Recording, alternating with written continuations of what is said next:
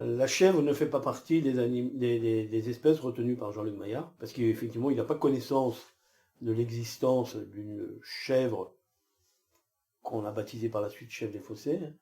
Et c'est un technicien, un ingénieur d'ailleurs de l'Institut de l'élevage, qui s'appelle Laurent Avon, quand il est invité à l'inauguration du parc agropastoral, et il nous dit, ben, il vous manque une espèce à l'écomusée, c'est la chèvre.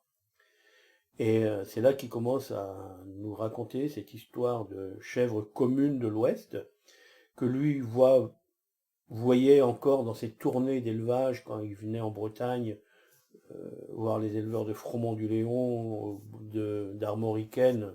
Et il nous dit, ben, ce serait bien que vous puissiez travailler sur la sauvegarde de cette chèvre-là, parce que personne s'en occupe, et c'est un beau challenge pour vous.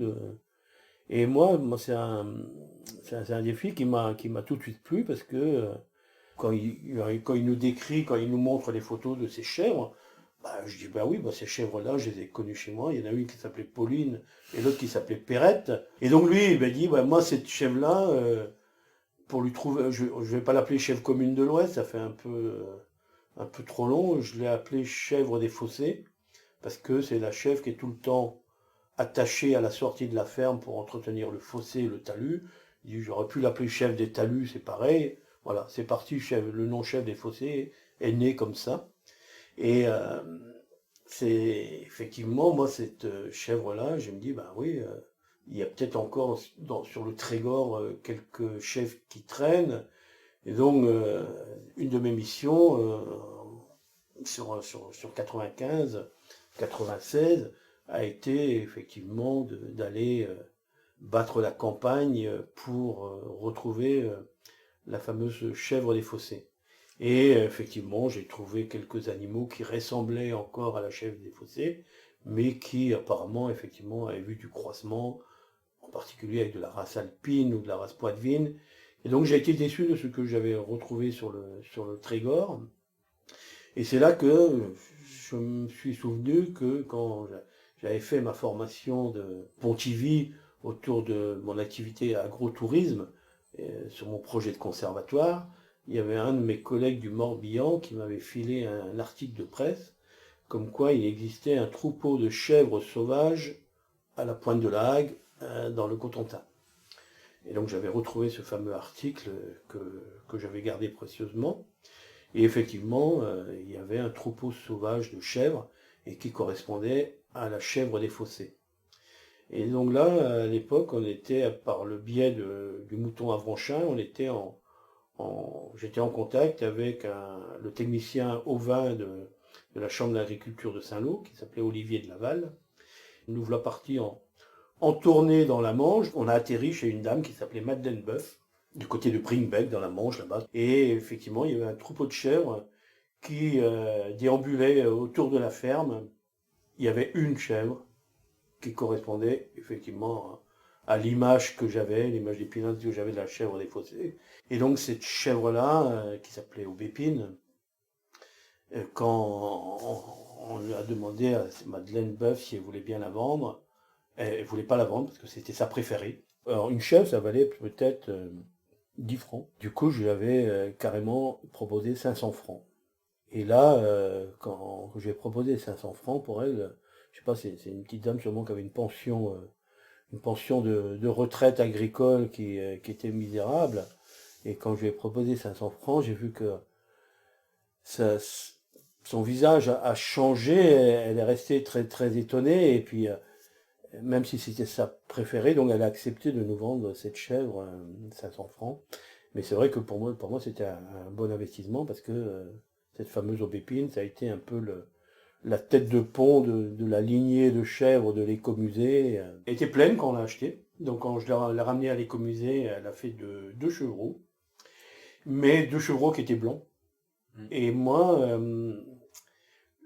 c'est pas l'image que j'avais de la chèvre des fossés, des chèvres toutes blanches. Donc les deux premiers chevreaux d'Aubépine, je les ai pas gardés parce que dans le doute, j'en voulais pas. Et donc c'est là qu'a commencé aussi l'aventure par la suite, parce que du coup, moi, les animaux qui ressemblaient le plus à l'image que j'avais de la carte postale, là, c'était les animaux qui étaient sauvages, qui étaient à Jobourg.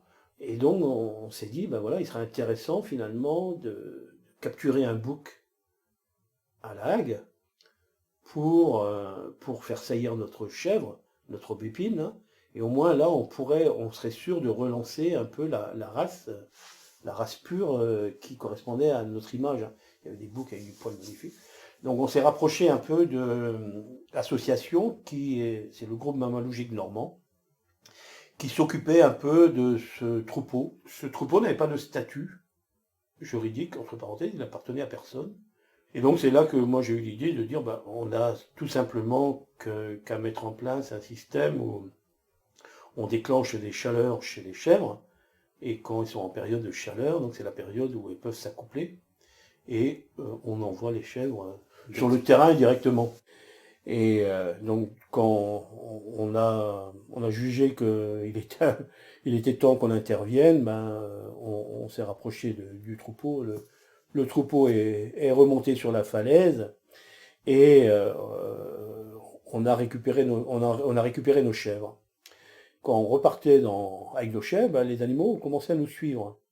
Alors les vieux boucs, ils étaient vraiment à 30-40 mètres, mais les jeunes boucs, eux, ils étaient un peu plus hardis, ils n'avaient peut-être pas cette notion du danger encore, et puis bah, surtout peut-être qu'ils n'avaient pas eu droit non plus dans la mêlée. Et puis bah, les chèvres en chaleur, c'était quelque chose sûrement qui les excitait un peu. Et voilà que les petits boucs, deux ou trois, continuent à nous suivre à 10 mètres derrière les chèvres.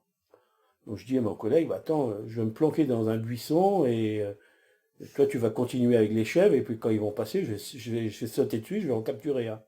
Mais je crois qu'ils étaient plus malins que moi, parce qu'ils m'avaient repéré, et puis mon collègue avait beau avancer.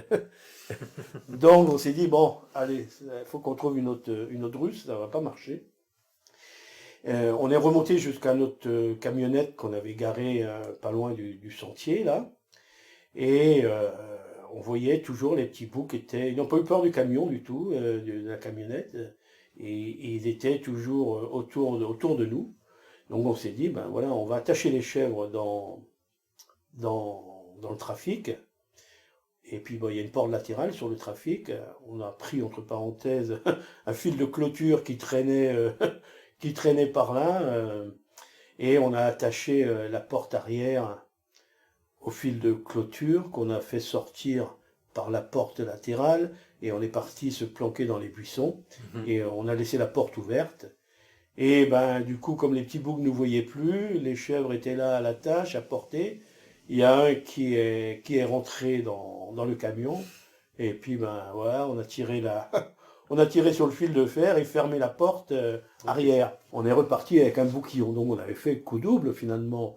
La suite de l'histoire, c'est que effectivement, du coup, on a ramené ce petit bouc à l'écomusée, alors qu'on a baptisé Uranium, hein, parce qu'on était pas loin de la centrale de retrait de déchets nucléaires de La Hague, et on l'a ramené à l'écomusée, et on s'est dit, ben voilà, ce petit bouc-là, ben, soit effectivement, on le fait grandir chez nous, et on l'aura comme reproducteur l'année prochaine.